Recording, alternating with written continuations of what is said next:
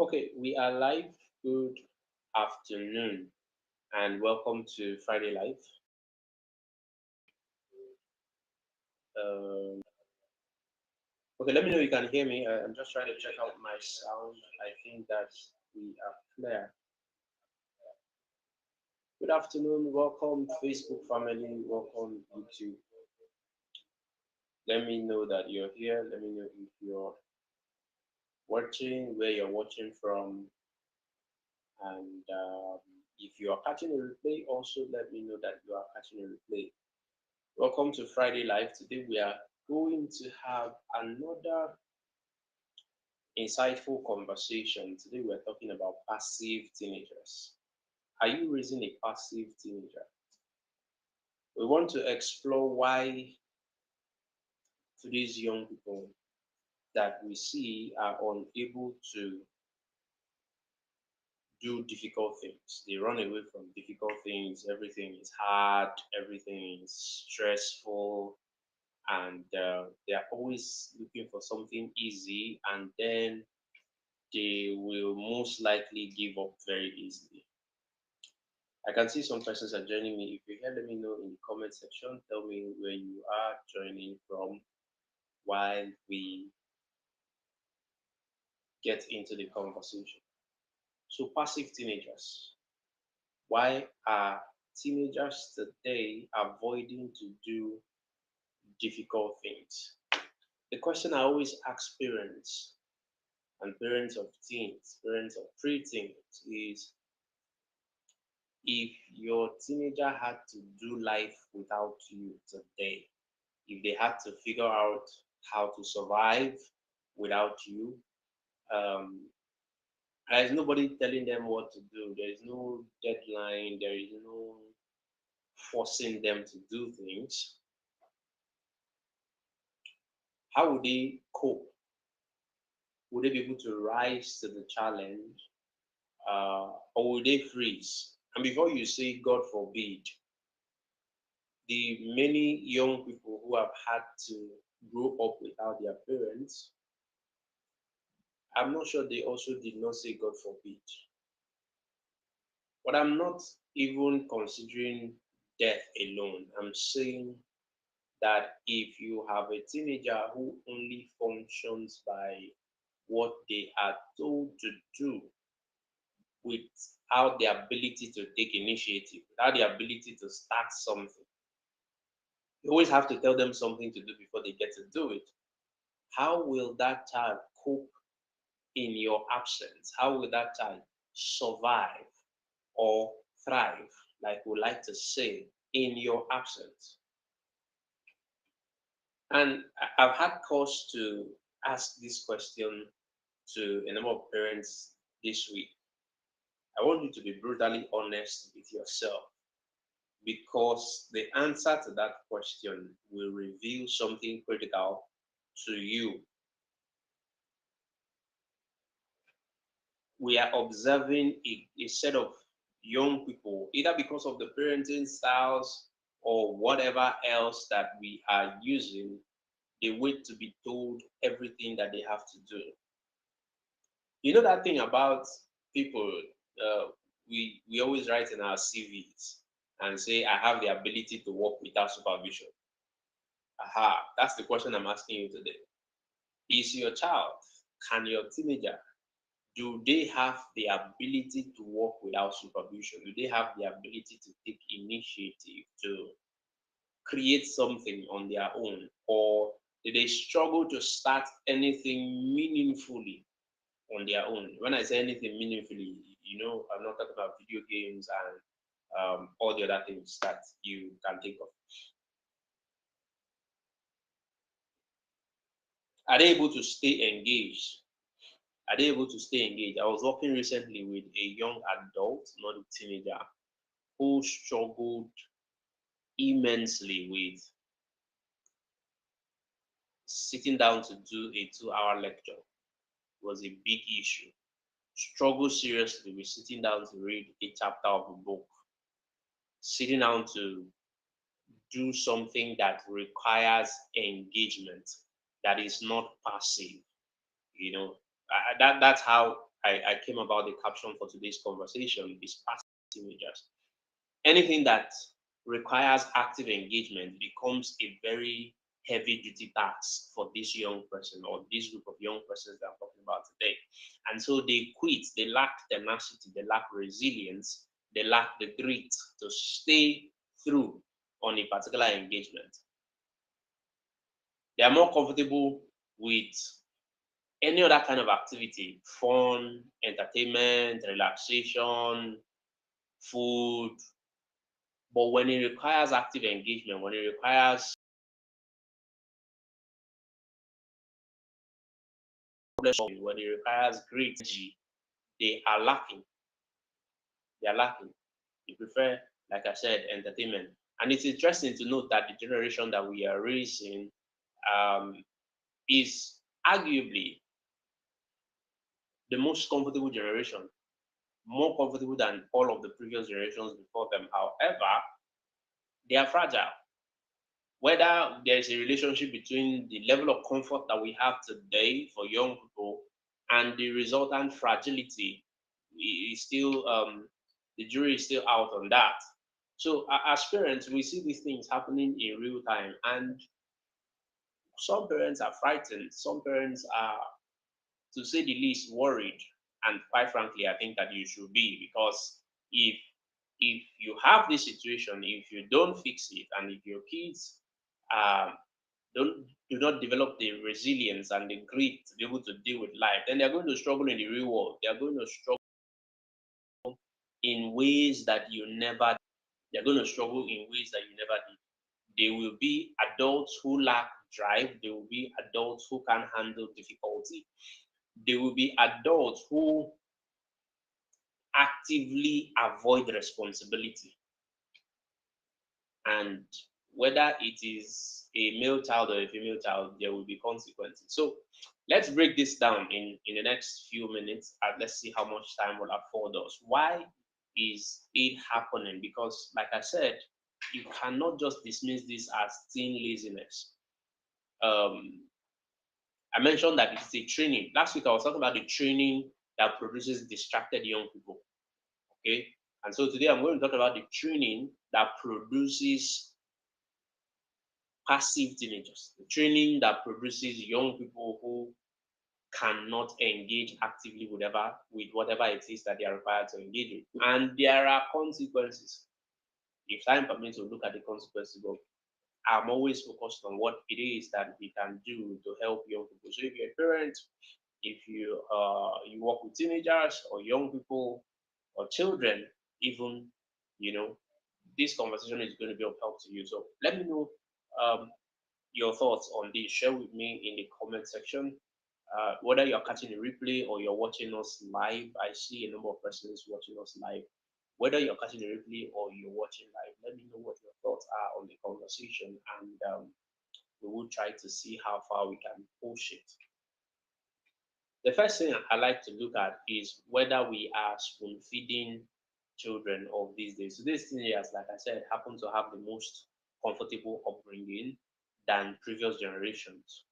Okay, they have been raised, or they have been raised in a world where everything is available at their fingertips. Okay, but beyond having everything available at their fingertips, today's young people are also growing up in under a lot of structure. Over the past few weeks, I've been talking about how too much structure is actually not beneficial to the overall well-being of your child. And if you have followed the conversation for some time, you understand what I mean by too much structure, where you are the one doing everything for your child. So the school has a timetable that regulates what they do within the day at school, and at home you have all of the decision making on your table. You're the one that decides what they eat, when they sleep, when they wake up, what they wear, where they go, what they do. You practically are the brain running the child's life.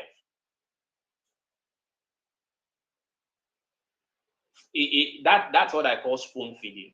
All right, so you have all of these things pre-packaged for your child. The challenge is there is little or no opportunity for that child to take initiative, to engage their own agency, to engage their own problem solving abilities at whatever level.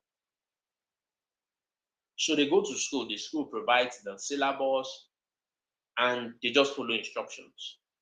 At home, moving from school, coming home, you send them to lesson, to sports, and then, okay, they end up on the screen.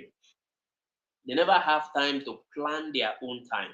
So when you talk about a young person who is struggling with time management, the question is, this guy has never had the responsibility for a little part of their time. This is, let's say for instance, you're trying to train financial skills in a young person. So you want to say this is a or this is $100, and create a budget how we're going to do it. If they have never had the opportunity to practice that responsibility at a young age, it is not going to magically drop on them. The ability to be responsible is not going to magically drop on them as adults. So when they move away from the structures that we have created in school, they move to the structure that's been created at home. Then, when these two structures are not present, they switch over to entertainment. They switch over to their video games, they switch over to their screens, and any other thing passive. There is never a time within their calendar where they are responsible for planning and execution of their activities. The result is that they have never had to think for themselves. The result is that they have never had to create anything by themselves. The result is that they have never had to think about their structures or build a structure for themselves. And so why I say this is very different from previous generations is you realize that maybe when you were growing up, even your playtime, you had some agency around it. Excuse me. Even your playtime, you had some agency around it. So you decided what games you wanted to play. And I mean outdoor games, you went out with friends, you had some decision making to do, you had to pick a team. So say you're playing football or you're playing basketball, or you're even there are so many games that we played growing up that required you to do some team building activity without supervision of adults. And so young people had avenues for learning how to manage themselves. Young people had avenues for learning how to manage their time. But now that this child is 100% in an enclosed concentration camp, if you permit me to use that word, where everything is designed and delivered to them, the result is that they will never be able to develop that ability to self manage, that ability to self govern. And if you listen to what I've just said, the question is whose fault is it? Is it the child's fault, really, that they are not able to do that? Is it the fault of the school? Is it the fault of society? Whoever you choose to blame, at the end of the day, somebody has to take responsibility. And when I mean responsibility, it's not blame. I mean somebody has to take responsibility for correcting it. And I I say strongly, I believe strongly, I say to parents, at the end of the day, it lies on you. It lies on you to train your child not to be passive. And so this is the training I mean. So unconsciously, without meaning to do that, that's what we are creating. Without meaning to raise passive children, the whole structured thing that we create for young people is producing passive teenagers. Is producing passive young people who always wait for something to be told. And this also relates to the conversation around discipline styles that we use for young people. If you're always stepping in to, I was talking with a parent in the course of the week, and this was a toddler who was throwing tantrums. And so we had a conversation around managing tantrums and child psychology, manifestations of young people at different ages. And we're talking about why it is necessary for a child, even a toddler, to develop the ability to say no, even when you, as a parent, has a different opinion. And so we're having that conversation. And I said, if you if you do not intentionally allow this child to train that skill of pushing back on opinions, pushing back. The problem here is that the opinion is your own. So there is your ego in the way, there's your pride, there's so many personal things that come in the way. But if you do not intentionally train this child to push back on other people's opinion, why are we surprised when we have grown-up adults who cannot do anything by themselves? Because all through their developmental years, you have trained them to depend on other people's decision for running their lives. And all of a sudden, this guy is 15 years old and you're expecting him to make decisions that will run his life.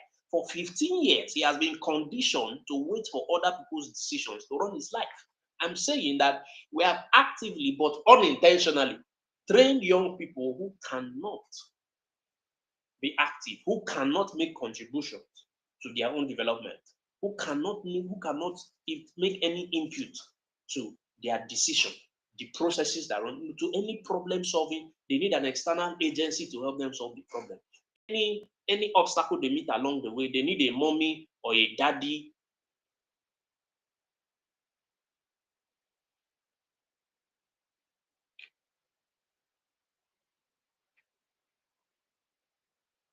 Any problem they meet on the way, they need a mommy or a daddy who can come to the rescue. And intentionally, unintentionally rather, that is what we have produced. So we have trained them to be passive by solving all their problems for them. We have trained them to be passive by creating all their structures for them.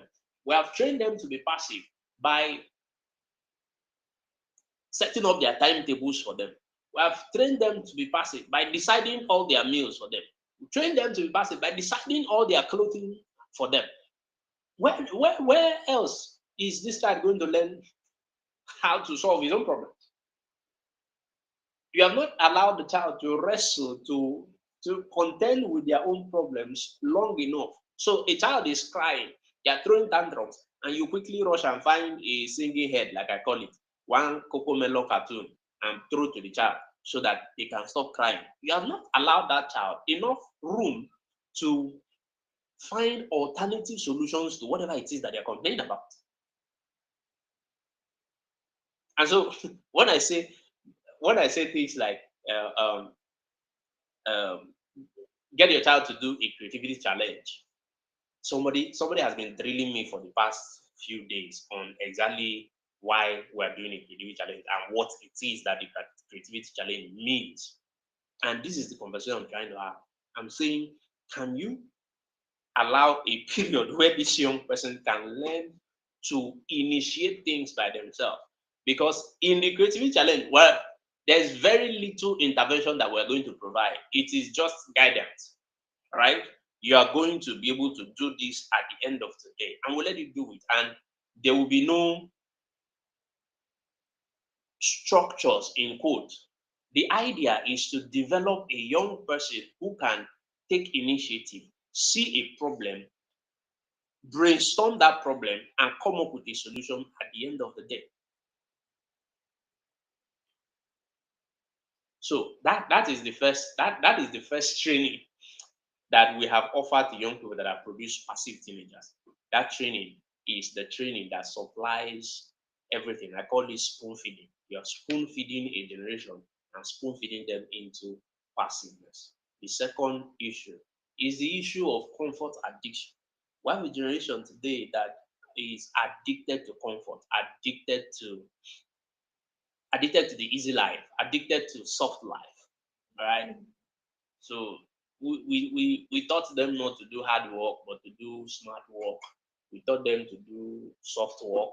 Okay, so we taught them to do all manner of things. And the interpretation, while it might not be the original intention of whoever created those terms, the interpretation is that if this thing is too hard, and we even preach it in church. You don't preach it in church. Should I go there? Maybe I should leave that for now. We'll preach it in church. You know, there's a way we communicate the idea that grace, the grace of God, will remove every obstacle from your way. That is false. In all honesty, there's a way that that conversation is peddled that is false. So, but in the mind of your young person, if the homework is too hard, then they are going to avoid it.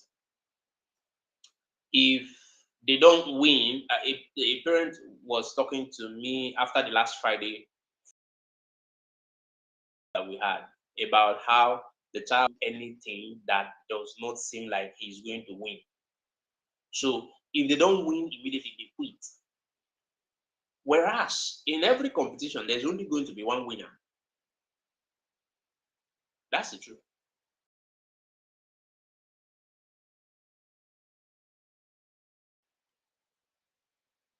There's something wrong with my network, but please confirm that I can still be heard. I think I can. Okay. All right. Sorry, there's some bit of interruption here. So I was talking about the guy who cannot, who would always quit if there is a likelihood that they don't win. Okay. Um, so we have raised a lily livered generation, or that's what we are raising unconsciously. The most interesting part of this conversation is that it is easy to sidestep all of this. It is easy not to see it. It is easy to say, and I agree that that was not the intended consequence. Okay, so unintended consequences. That's what happened. All right. So if something takes longer than expected, they get frustrated because the training, the orientation of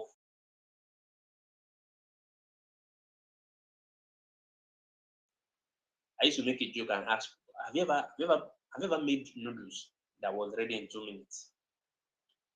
But you know the original name of that thing was 2 minutes noodles. Right. So there is it's a fast food generation. And so the idea of patience is being eroded in the consciousness of our young people. And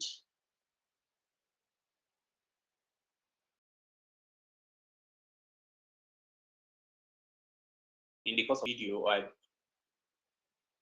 did a session somewhere in the course of the week about mental health for young people. And without dismissing the genuine mental health issues that young people, and in fact, everybody, again, also, if you grow up in environments like ours where there's a lot of hostility and things that can challenge your peace, there's legitimate grounds for attention to mental health issues of young people. But how did we create young people who commit suicide for having an F in their exams? That is a more critical conversation than just depression, anxiety, low self esteem. There's something else going on here. There's something else going on here that that that convinces a young person that your life has to be all rosy and all smooth for it to be worthy to be called life. And the reason I'm saying today, or one of the reasons I've talked about spoon feeding the generation, the other reason is that they are addicted to easy life. They are addicted to soft life. That is what is fueling the whole internet fraud industry, the Yahoo system. That's what is fueling it. Yes, there's a legitimate conversation about unemployment. There's a legitimate conversation about the economy of our nation and so many other legitimate conversations. But what is fueling a lot of the appetite for easy life is a collective consciousness that we have built in our society. And I want you to give this a very serious thought as a parent, as a caregiver, as someone who's responsible for young people and teenagers in your space, if every part of their world is designed to make things easy, if every part of their world is designed to make things fast, if every part of their world is designed to make things entertaining, then we have a problem. I was talking with a pastor friend of mine about this. It's been an ongoing conversation for almost a month now. And we've been talking about the effect of entertainment even in church. Why we have a generation who can sing and dance for 4 hours but cannot sit at lecture or under a teaching for 30 minutes. Think about it. Think about it. When you were growing up, if you're an adult listening to me, you had this. I know you can say you were never good with numbers, you can say that, but somehow you had this ability to remember people's phone numbers. You had the ability, at least you knew your mother's phone number, depending on how old you were when the GSM came on board. You had the ability to remember your friend's phone number,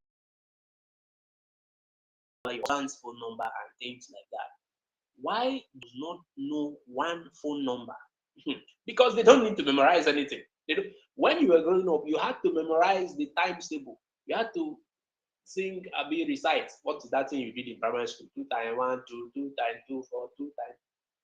Your child today,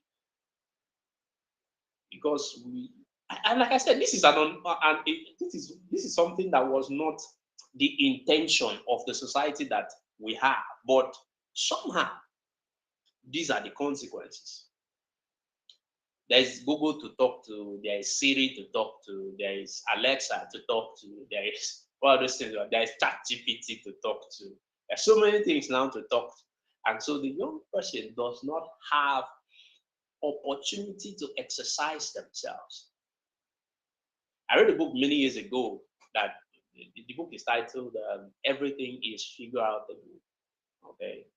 But today, almost nothing is figure outable for our young people because they don't need to figure out anything. There's an abundance of YouTube tutorials. There is what I call abundance of knowledge, abundance of information that is both a blessing and a burden to the generation, both a blessing and a curse to the generation. So they have never needed to struggle with boredom. If you were bored as a child, if you were bored, you would lie down and count the number of ceilings in your room. Today itself is POP that you have, so there's nothing to count. so but today, if your child is bored, they pick up a screen. Even you today, if you're bored, you pick up and then you start scrolling. I always ask, after the 1 hour of scrolling, can you remember the first things you saw when you started scrolling? And then the other deception that even the social media platforms have created is that they have this thing where you can save. And I always ask, when was the last time you went back to those things you saved on Instagram? Your child has never needed to struggle with boredom. And so I'm saying, create intentional boredom for your child. Remove entertainment on demand. Remove DSTV. Remove GoTV. Remove PS5. For a season, create intentional boredom in the life of your child. Remove TikTok, remove Facebook, remove Instagram, remove Snapchat, and all the other things. Remove entertainment on demand. Do you notice that TikTok will refresh your feed every 10 seconds? That is a subtle training that is weakening the mental abilities of our young people. And you can discard this video if you don't think any of what I'm saying is important. But I can say to you that this is a big problem because the real world, real life, is not that fair. Nobody is going to give you a 10-second task at work. Nobody is going to give you a 10 seconds question to answer at the job interview. Nobody is going to give you a 10 seconds assignment at your exams. Nobody's going to give you a 10 seconds problem at life. Life does not give you step-by-step instructions. That's the problem with a lack of creativity, because if you have lived your life in a structured environment and in real life, unstructured, in the jungle life, like they call it, where there are no step-by-step instructions, you really have to figure out things on your own, or you have never really been prepared for a life that demands that you figure things out. You are going to struggle. It is not a cause, it is the natural consequences of how these young people are being brought up. Success doesn't come in reels. Okay, somebody was saying that, and it is true. Usain Bolt has not been on your TV screen for longer than 10 minutes. If you put together all of Usain Bolt's races, put them together, it's not up to 10 minutes. Is Usain Bolt a product of 10 minutes? That's the question to ask. Usain Bolt is probably a product of anywhere between 15 to 20 years of real raw work, of trying and failing, of succeeding and setbacks, sweat and blood, sickness and fear, and all of those things to produce 10 minutes of success. That 10 minutes of success has put him on global map, world's fastest individual, and all of that. But your teenager is conditioned by 10 minutes performance and somehow shielded from the years of hard work and tears. And so they want to reproduce 10 minutes success without doing the 10 years of work. Life does not permit that kind of shortcut. So that's the danger with facilitating your teenager who wants to write jam and you go and buy special center. That's the danger. While you can buy special center, you can pass. You can even get away with it. Nobody will catch you. When you get to real life, there are no special centers in real life. You will do the time. No special centers there. There are no instant fast noodles to be made in real life. You will stay in the kitchen and make your food. And so when life gets hard with these young people, they start to shut down. Sad story. The example I gave earlier. Sad story for true life story. 200 level students had, what did they say? 2 carryovers in his exam. And the next day they say he took his life.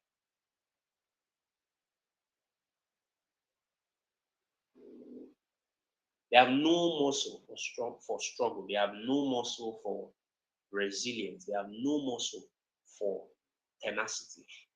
They have no endurance. They have no capacity for effort. So if your kids don't learn to struggle, let me run now. If your kids do not learn to struggle, they will never learn to succeed. Success does not come on platters. If they don't learn initiative, if they don't learn agency, if they don't learn creativity, they will always need somebody to be around them. They will always need somebody to give them a push. So after you finish saying that you know how to work without supervision, no problem. When push comes to shove, we'll see whether you really know how to work without supervision. If they don't develop resilience, life is going to crush them. Unfortunately, life is going to crush them. So when we say buy books for your teenagers, programs like Shop the Creativity Challenge, read the book on boredom and things like that. I shared something on my social media where I was talking about a teenager who wrote me a message, sent me a long voice note after reading my book and discovered that she was addicted to her screen. And we didn't have to argue about it. She didn't have to argue with her mom about it. She just read the book and found the answers for herself. And we're working out solutions. She is producing the solution by herself. I don't work out no solutions for nobody, man. You get that? Allow them to engage with their own problems. Allow them to solve their own problems. Stop rescuing teenagers from every little thing.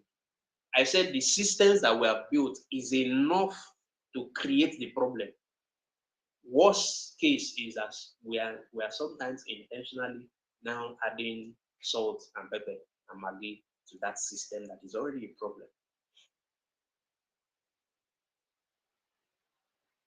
So you wonder why your smart teenager, you wonder why smart adults are always waiting for somebody else's permission before they do what they want to do.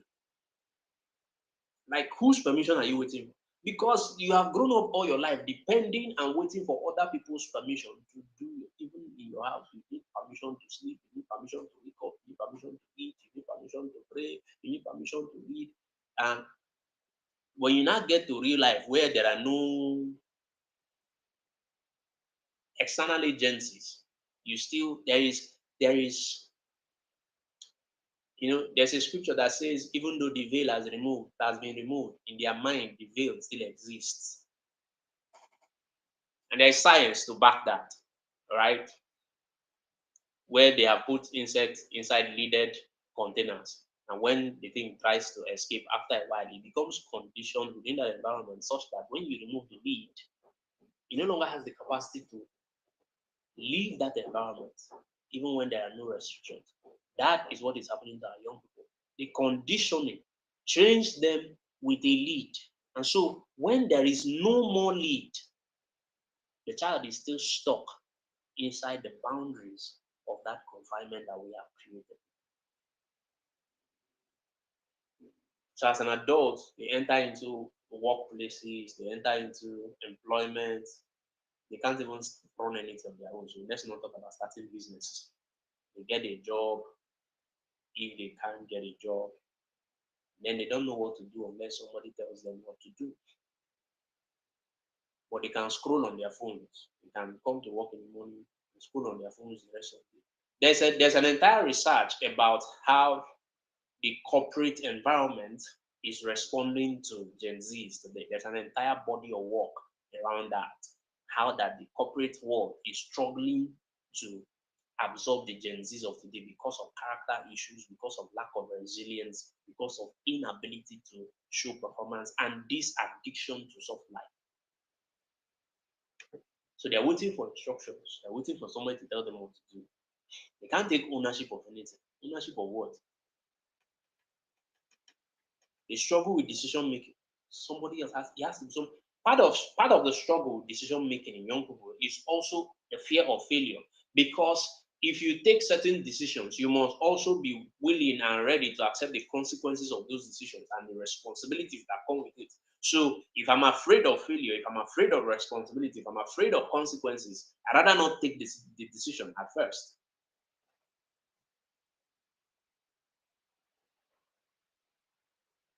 I wish I can find or reference maybe in the comment section or in the description, whether it's on YouTube or Facebook. I'll see if you can attach one. But there are there are bodies of research and study. Employers around the world, it's a global thing, are beginning to see the trend with the quality of young people that we're producing.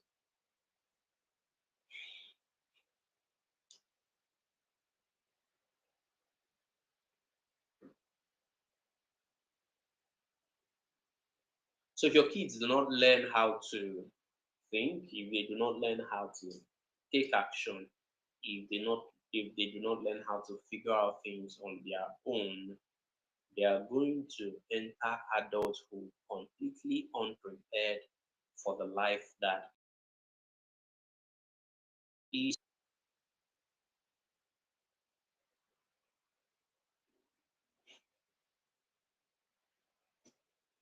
I think I've talked about the the the inability to deal with frustration.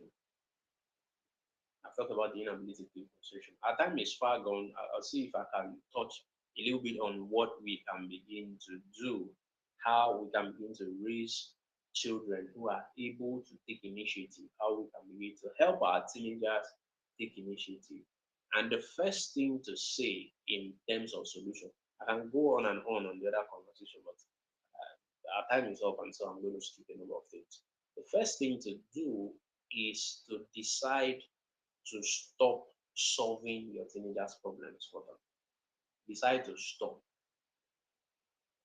In my book, Teenagers of the Bible, the first volume,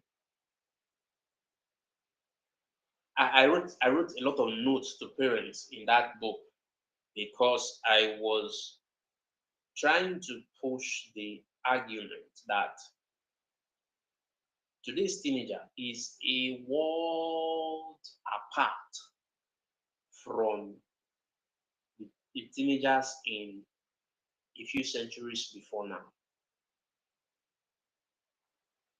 There was in those days no, and so when you think about all the historical figures that you celebrate in scripture, all their names, David, Daniel, Samson, Mary, Paul, just name them. And you think about the fact that all of these guys were teenagers, you wonder where we missed it, because even us as teenagers, no fit try. So, but on the matter that we're discussing, stop solving your teenager's problem for them. Let them think. Let your teenager sit with their boredom and figure out something.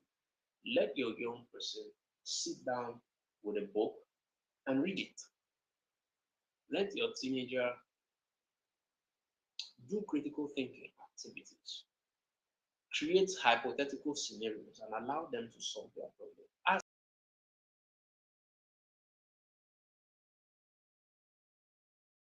make a meal for themselves.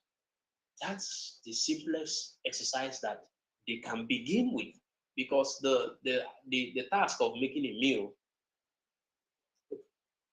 the task of making a meal requires that you plan the meal, requires that you shop for your ingredients and condiments, and requires that you choose a recipe or design one and then prepare the meal. There's a whole lot of project management that goes into preparing food. And so, why is a teenager not learning that? And there's a whole lot of other things, okay, that you can provide as interventions to help your teenager solve their problems or learn to think about problems creatively and offer solution. Next time your teenager encounters a challenge, resist the temptation to jump in and save them. Resist the temptation to jump in and fix it or fix them. Pause. Let them stay there. Let them sulk. Let them cry. I did this one time with a child. It was very funny because even the mother of that child resisted it. So they came visiting my house, and this little girl, I think it was 3 years old or something like that, ate food and spilled a lot of the food on the ground. And it's normal, right? With a child, you know, learning how to motor skills, feeding themselves, and all of those kind of things. And then at the end of the day, somebody came around and wanted to help the child to, to sweep the mess that they made on the floor. And I said, no, you don't do that. Allow this young person to struggle with this thing. Give them a broom, give them, what do you call it, packer, right? Let them struggle with it. They're going to make more mess. It will probably require more patience.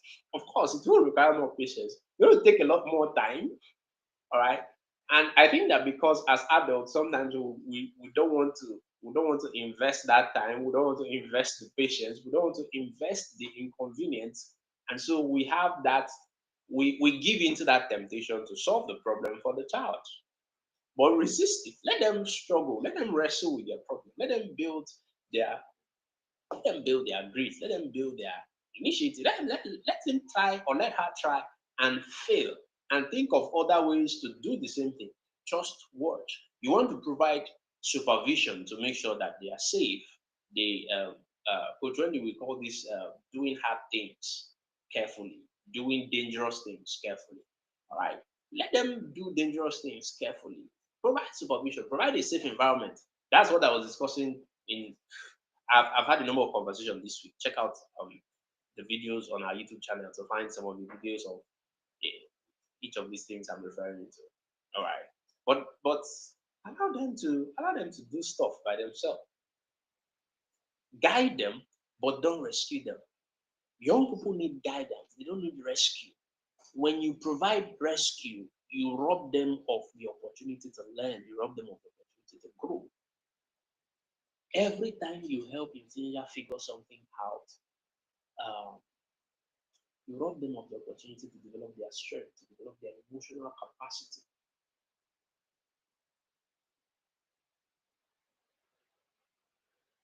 The other thing you can do is to create intentional systems that make creativity a non negotiable element in your home.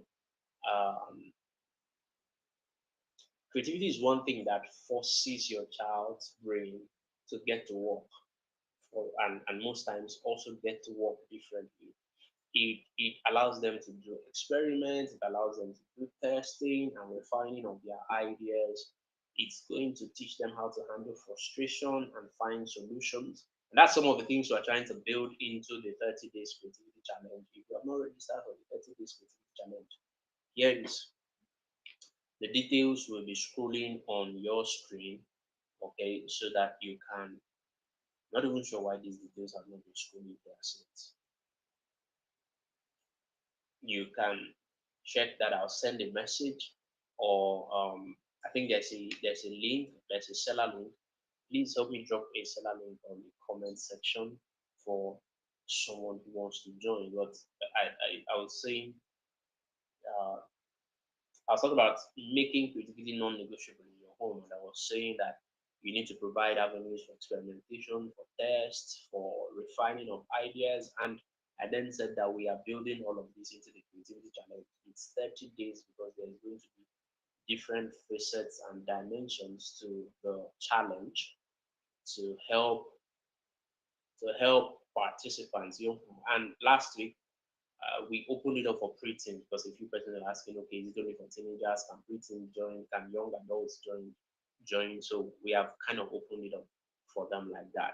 We want to put a child in that avenue where they can learn to handle frustration, learn to handle failure, and find their own solutions. Because in real life, you will be frustrated. It is an emotion. In real life, you will fail. It is an experience. But all of that, the design is to rewire the child's brain from passive mode to the brain that is wired for initiative and perspective and resilience, persistence, you know, and grit. All right. So creativity, when I talk about creativity, I'm always quick to emphasize because some persons have said it's not about painting. Creativity is not about music. So creativity is not only left in the realm of the arts, like musicians and writers and things like that. There's so many vast applications of creative skills, and your teenager is going to get opportunity to implement in whatever field that they choose to. It's about solving real world problems. It's about taking risk, calculated risk, controlled risk. It's about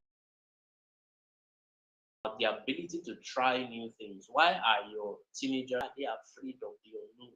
Why are they afraid of the future? Many number of young people who are so afraid of tomorrow. They don't know what is going to happen. Yes, you don't know. That's why it's called life. If you knew, you will probably have another name for it. That's why it's called life. And if your teenagers do not develop their creative skills or their creativity skills now, I have laid out a few of the consequences, and I'm refusing to go back to discussing consequences, but there are quite many, and there are some we're already seeing in today.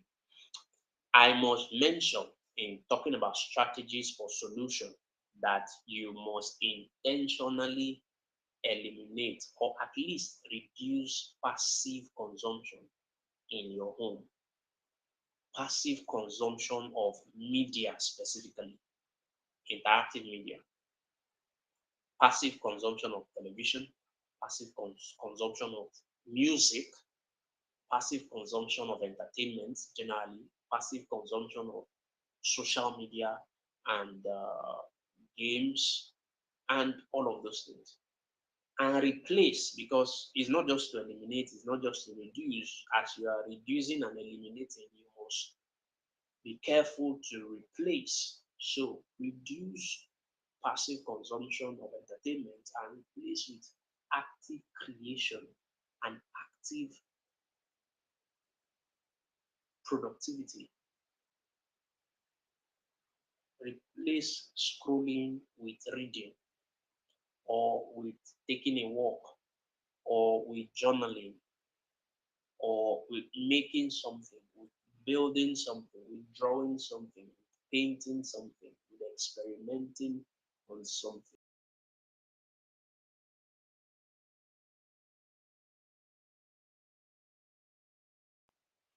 More productivity, less consumption, more creativity. Reduce or eliminate excess comfort. Sometimes intentionally put your children in uncomfortable environments where they can build their emotional, mental, or physical muscles. That's why we create boot camps. That's why we create, we're talking about our annual boot camp.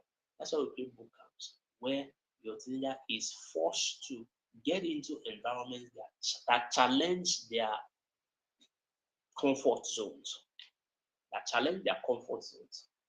and place a demand on their strength, because it's there, it's resident there, it's potential. But if you don't make a demand on it, it will not show. So we will stretch their abilities. The 30 days creativity challenge is going to stretch the mental abilities of every teenager that comes in there, that is willing to participate. So the more they engage their minds in these activities, the more they engage,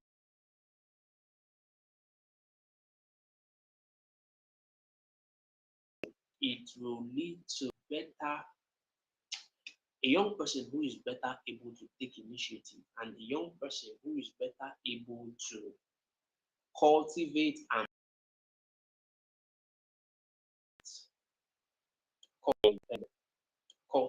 manage them. The comment section is not loading in this video, and I think it has not been loaded for a while. But okay, if I see your comments later on, I'll have the opportunity to respond to it. But it's almost 4 p.m. That's why I want to close this conversation. Thank you. There are some persons who have been here from the beginning of this conversation now. Thank you for being here. Thank you for your time. But before I leave you, the question to keep in mind is, what kind of adult are you raising? I'm always saying to parents that you're not raising a child. You are raising, the end goal of your parenting is to produce an independent, responsible adult. And so, what kind of adult are you raising? What kind of adult are you raising? The question I started with is, if your teenager had to do life and figure out things in your absence, how do you think they will cope? Will they survive, let alone thrive?